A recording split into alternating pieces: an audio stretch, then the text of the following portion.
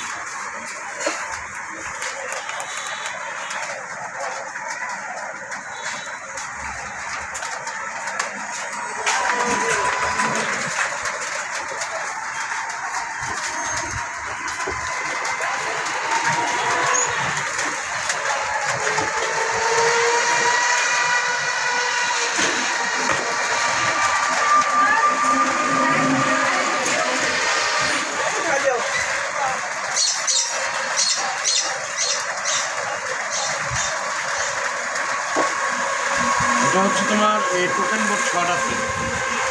এই board short? হ্যাঁ, token board শর্টের কারণে টিভিটা স্টার্ট হইতেছিল না। এটা ফুল শর্ট।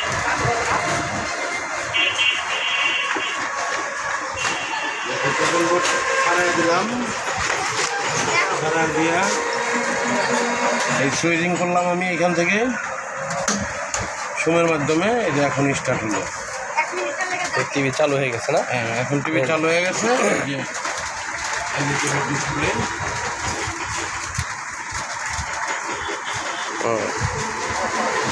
এখন ওকে হয়ে গেছে। এখন ওকে হয়ে গেছে। এখন শুধু এই বোর্ডটা চেঞ্জ করলেই, এই বোর্ড সুইচগুলো চেঞ্জ করে দিলেই হয়ে যাবে।